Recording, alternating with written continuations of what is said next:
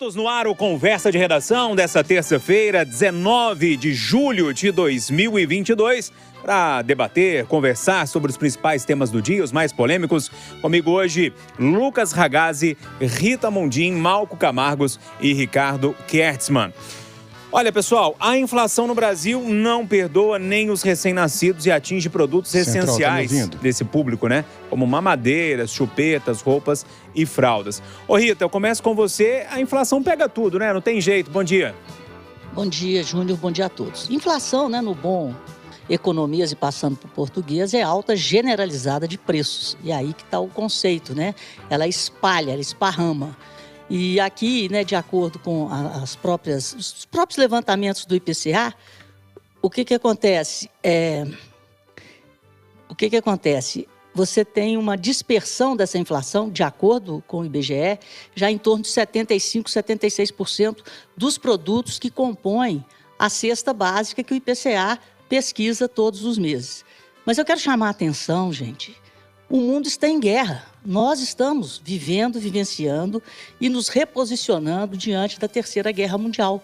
É uma guerra silenciosa, mas que está fazendo todo um rearranjo geopolítico.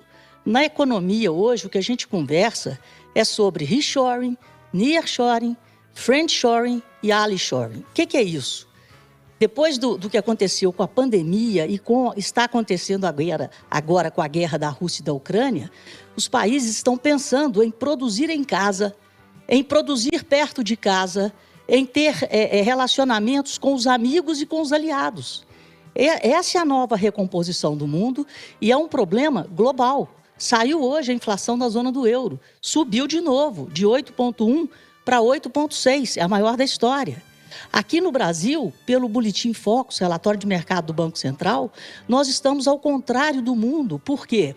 O nosso Banco Central começou a subir os juros lá em março de 2021. A zona do euro vai subir os juros depois de 11 anos pela primeira vez, agora, na quinta-feira. O processo de alta de juros nos Estados Unidos também é recente. Então, nós devemos ter uma deflação em julho, no mínimo de 0,45%.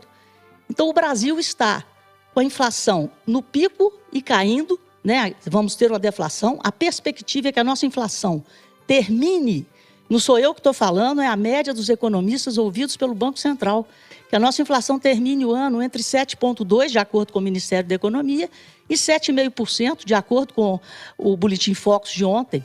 O nosso PIB, a projeção de crescimento é de 1,75%. Nós estamos falando de recessão nos Estados Unidos, de recessão na zona do euro. Então, vamos pensar uma coisa: o mundo está em guerra e o Brasil está em guerra com ele mesmo. O Brasil está em guerra com a incapacidade de reconhecer o que é bom e reforçar o que é bom diante de uma situação global tão perversa.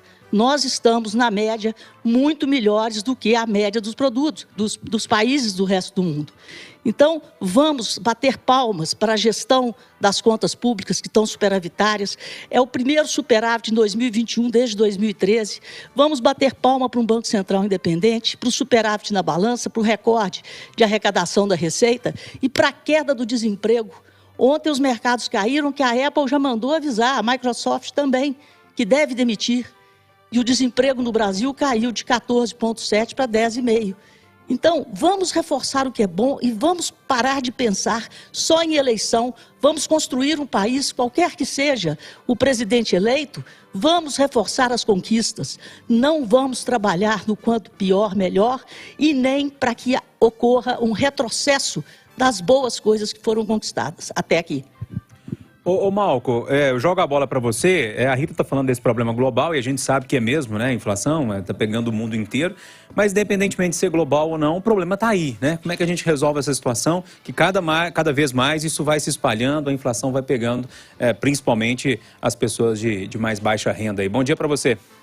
Bom dia, amigos, bom dia, ouvintes. Ela começou afetando primariamente os mais pobres, chegou à classe média, chegou à classe alta. Chegou no preço dos remédios, chegou nos mais velhos e agora chega aos recém-nascidos. Esse é o Brasil de 2022. Sendo um problema mundial ou não, nós estamos enfrentando este problema neste momento.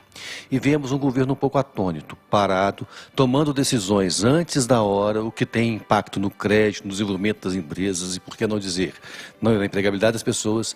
E agora, comemorar o que pode acontecer, eu acho que é muito otimismo. Esperamos o dia a dia. Neste momento, a inflação ainda está em alta e é essa a realidade que nós vivemos neste 19 de julho de 2022. Ô Lucas Ragazzi, como é que você lê essa situação toda aí? Bom dia para você. Bom dia, Júnior. Bom dia aos ouvintes, pessoal aqui do Conversa.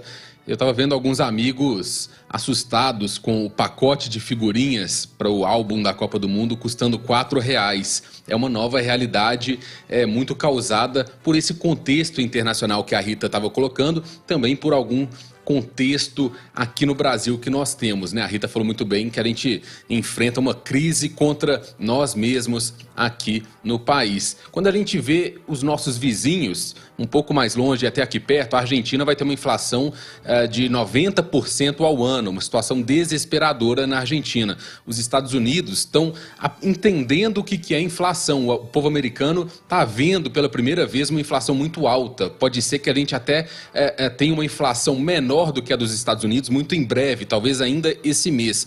Então, é difícil não falar em contexto mundial, mas é difícil também a gente não prestar atenção aqui para o nosso país. A gente precisa de uma política também de controle de gastos, uma política fiscal mais justa. Agora, ultrapassando a pandemia, né? A gente passando a voltar a sonhar com o futuro depois do coronavírus, depois de todas as ações que foram necessárias pelo governo para a gente colocar dinheiro no país, para auxiliar as pessoas mais pobres que estavam em situação de miséria por conta da falta de empregos, por conta do golpe na economia que aconteceu com a pandemia. Então, acho que a partir de janeiro a gente vai precisar ali botar um freio e olhar bem as contas públicas e principalmente a despesa do Estado, porque a gente tem que controlar a inflação. A inflação é o que atrapalha todo mundo. A principal vítima da inflação é o povo mais pobre. Ricardo Kertzmann está com a gente também para debater os assuntos. Ô Ricardo, enfim, quando você olha para essa situação toda, e eu estava acompanhando a matéria ali do Kleber Ribeiro, em alguns casos as famílias passaram a colocar, por exemplo, água no leite ou começaram a substituir o produto por sucos industrializados, aí no caso dos recém-nascidos, né? E essa inflação aí, bom dia para você. Bom dia, Júnior, bom dia, amigos do Conversa de Redação, bom dia, ouvintes da Itatiaia. Olha, Júnior, a inflação, ela não só não perdoa nem os recém-nascidos, como tende a acompanhar as pessoas e aos seus pais para o resto da vida. Você fala em colocar suco, eu que percorri muitos estados do norte e nordeste do Brasil, eu cansei de ver as famílias colocando farinha de cactos. O feijão não é feijão mais, é uma água de feijão. O pior é que se no comecinho da vida, né, berço, mamadeira, chupeta, fralda, leite em pó, que subiu absurdamente nesses últimos meses, se é isso que tira o sono dos pais, no decorrer dos primeiros anos, eles ainda vão ter que se haver com muitas outras despesas, né? Tem roupa, material escolar, o mínimo de lazer possível, como cinema ou jogo de futebol. E o mais triste é que no Brasil, infelizmente, a criança que nasce em uma família de baixa renda, ela muito provavelmente permanecerá na baixa renda, né? Já que isso é o que mostram todas as estatísticas, todas as pesquisas. A mobilidade social no Brasil é muito baixa. Não é à toa essa desigualdade social crescente que a gente tem. Do nascimento à morte, né? Essa pessoa ela vai ter essa maldita inflação como inimiga a vida toda. É a nossa realidade, é a realidade de um país que mais de metade das famílias não conta nem com saneamento básico. Os bebês nascem, não tem água tratada dentro de casa. Então é muito complicado, é muito triste, mas há quem consiga ver tudo com otimismo e olhos positivos. Que bom, eu infelizmente sou um cara que não enxergo as coisas.